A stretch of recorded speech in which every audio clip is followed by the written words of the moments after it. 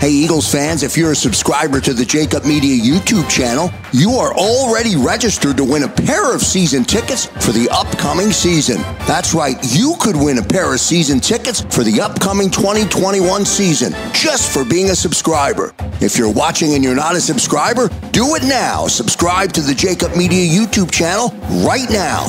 What do you need to do? Subscribe right now.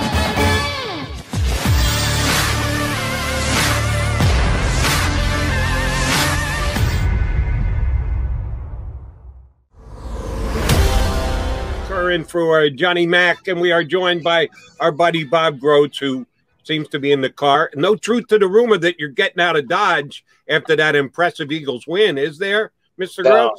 No. What did they win by? I didn't get that final score. Oh, whoa. Pretty damn impressive, as a matter of fact. Come on, man. Come on, guys. That's one of the worst teams in the history of the NFL that they beat.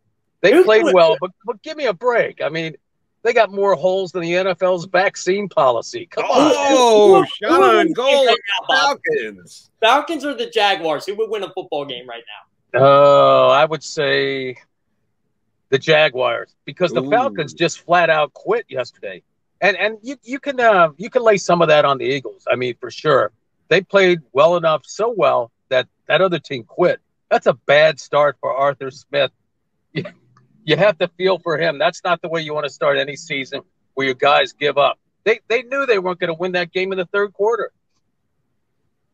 Yeah, Bob. One thing I wanted to point out, I got to at least defend you on this. I know you had them going 0-8, but I had the Texans going 1-16 too. So hold it, Jeff. Hold it. I said if they lose the first game, they could go 0-8. All right. So now what do you got them? Here's your chance. Well, I don't think. It's hard to judge each week, but I don't see them beating the San Francisco 49ers. I don't know about how you guys feel about that, but that is a good team. It's not a great team, but it's a good team, and they got a lot of speed. The Falcons, it's night and day, and but Jalen Hurts, a ton of confidence, and he made all the right throws. And I'll tell you something, Jody and Jeff, what I really liked about that game was Sirianni's coaching. He and Jalen Hurts they're definitely exactly on the same page. They did a bunch of basic stuff, but they did it very well. Bubble screens, crossing routes.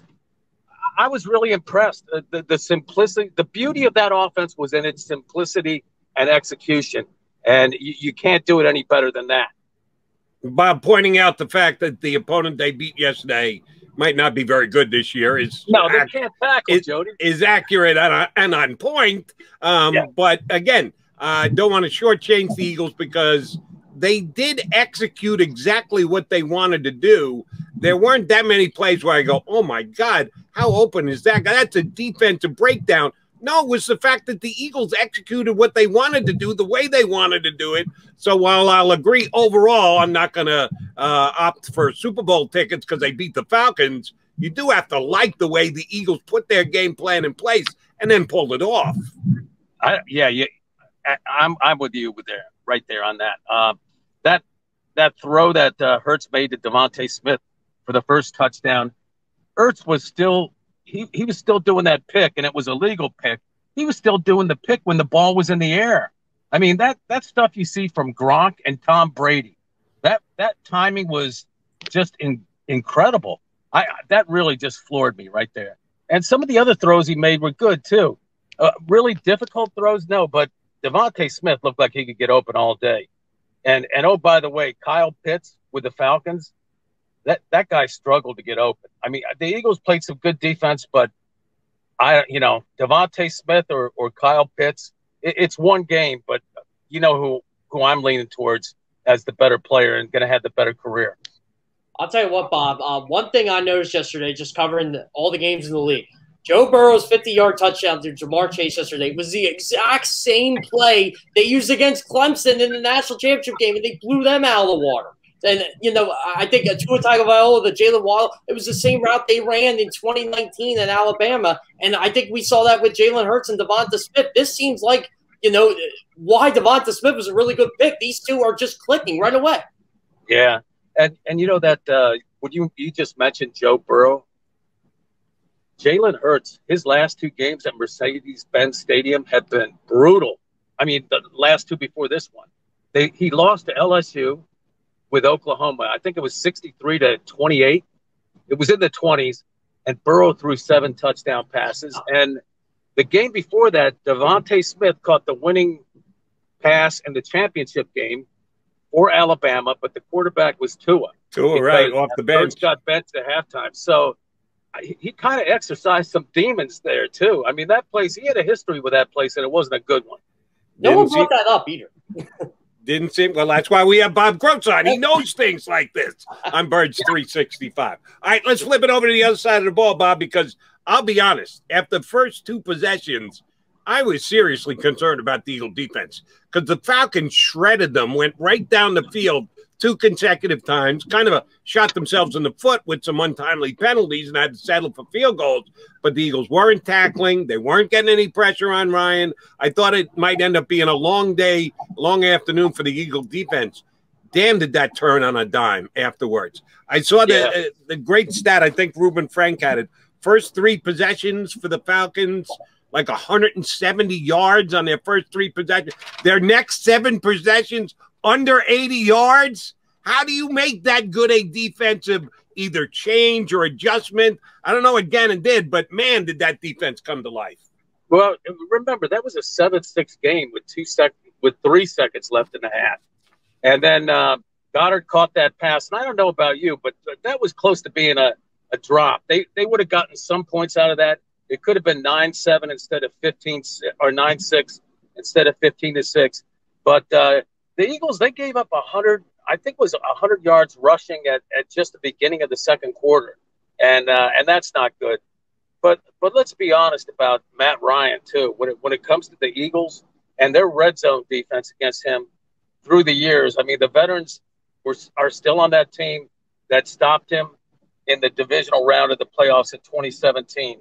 And I think they had, three field goals against the Eagles in that game. Matt Ryan, when he gets in that red zone, the Eagles know he's not going to score. He's not mobile, and for whatever reason, you put a little bit of pressure on him down there, or you put a lot of pressure, he's just not going to find the guys. So they knew that after those first 2 trips where Atlanta was moving the ball, they knew that Matt Ryan wasn't going to beat him in the red zone. That's right where you want Matt Ryan if you're the Eagles defense. You want him in the red zone because he just struggles against them down there. They have a history with him. So after that touchdown with 2 seconds left, just really the 2-minute drill, that was just the backbreaker. So and that third quarter, and they're getting the ball back in the third quarter. If you're Atlanta, you're thinking, wow, we didn't play a bad first half. We struggled in the red zone, maybe we didn't play bad, but the Eagles get a call, and now they get the ball in the third quarter to start the second half. This is too much. Bob, I talked to Tony Gonzalez last week, and we were discussing Kyle Pitts at length, and he said this was the week to play Kyle Pitts because he was young, he's tight end, first game in the league, and they're relying on him to do too much, and he thought he'd struggle early in the season. And turned out Tony was right there. It just seemed like Kyle Pitts looked lost a lot of times in this football game. Yeah, he really struggled to get open. I didn't see that. He must be a long strider. I didn't see that, that deep speed. And the Eagles got physical with him. I even noticed Devontae Maddox.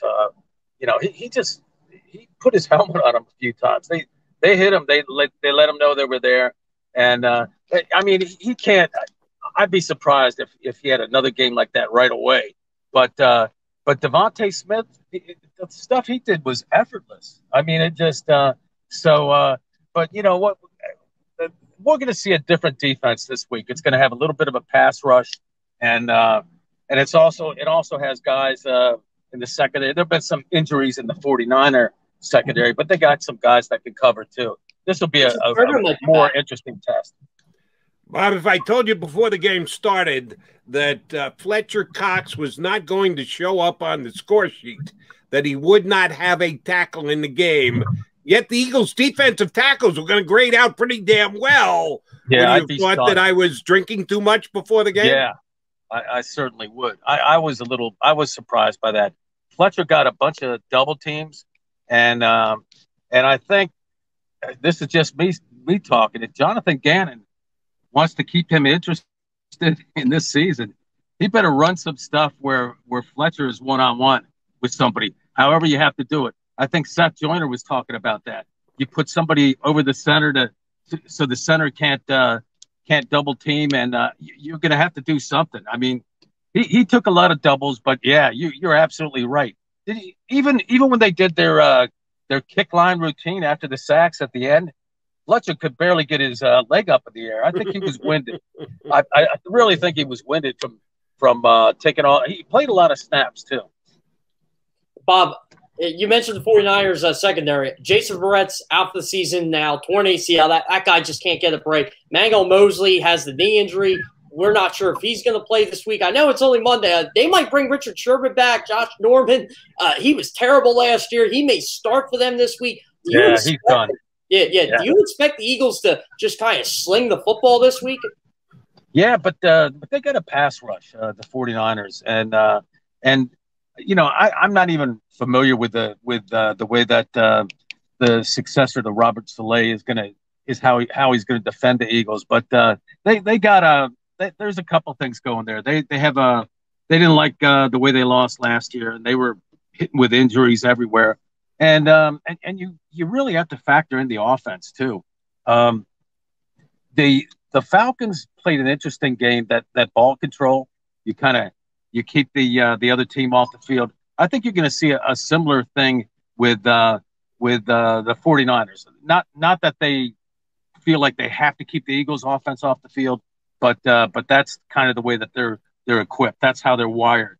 So there's going to be fewer opportunities for Jalen Hurts to get into a rhythm. So he better take advantage of them right away.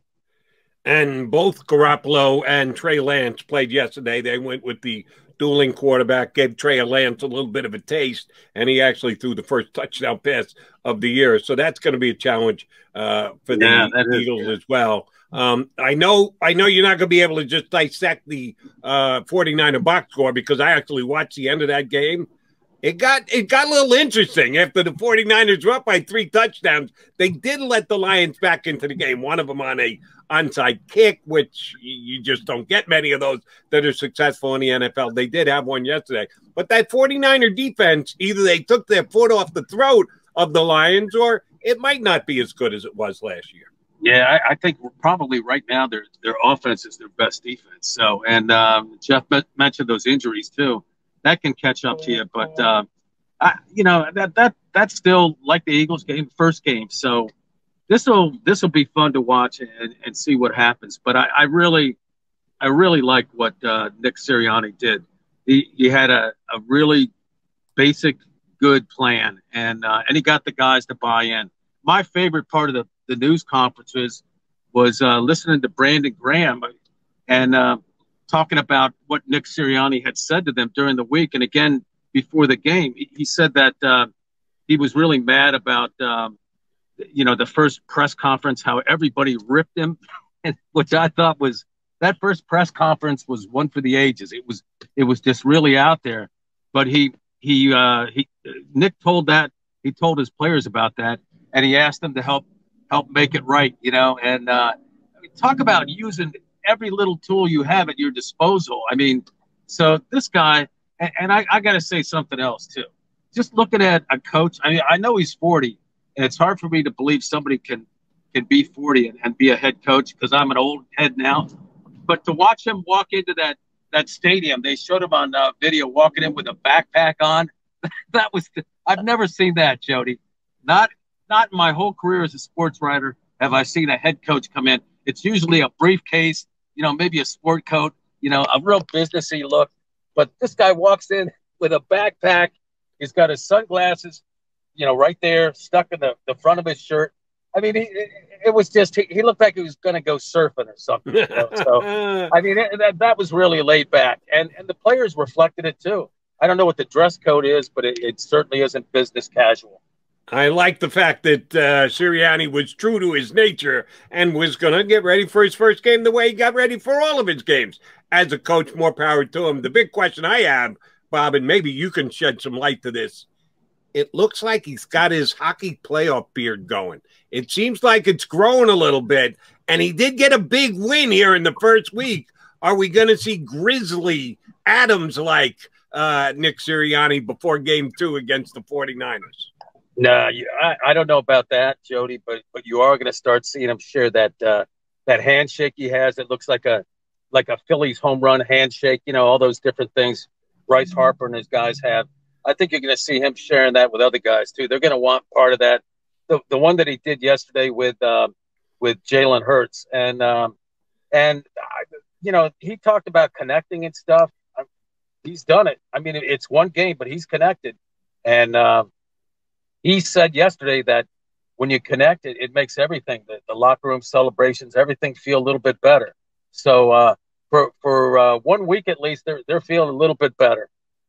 Yeah, Bob, when I talked to Jalen Hurts, been 2 weeks now, but I asked him about, not exactly the relationship with Nick Sirianni, but like behind the scenes stuff, the competitions he does and the stuff he does with his guys in the locker room. And Hurts just kind of laughed at me and said, I'll tell you about this stuff after the season. And I'm like, oh, all right. So it does seem like there's some sort of code there for, let's not expose the head coach too much.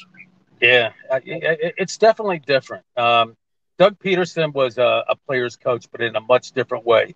So I remember him giving, if somebody if a kicker made like a 52-yard field goal at practice, everybody was done for the rest of practice. They're all standing around cheering on the kicker. Different strokes, different folks. But he's definitely got the attention of this team. And, there's 16 more to go. It's hard, it's hard to just to even say that after the first game. There's 16 to go. It's a long season. So we'll see how it shakes out. We'll see how they do the rest of September. It's a tough schedule. It is the biggest season in the history of the National Football League. That's how they promote it because, they added one more game. Get that ESPN, get that NFL Network.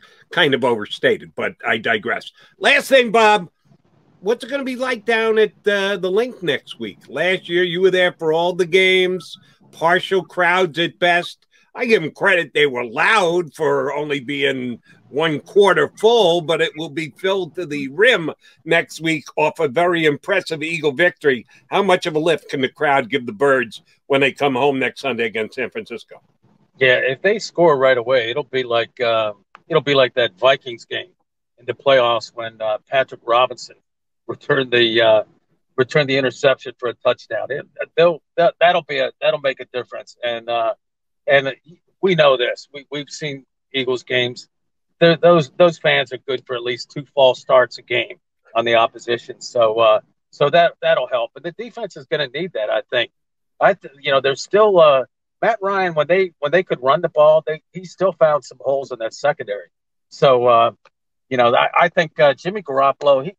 For all the criticism he gets, he's pretty good. He had a bad game in the Super Bowl, which is not a good time to show up there. But he's still pretty good. And Trey Lance, I having to prepare for 2 quarterbacks, that's a little bit of a curveball for Jonathan Gannon, I would think.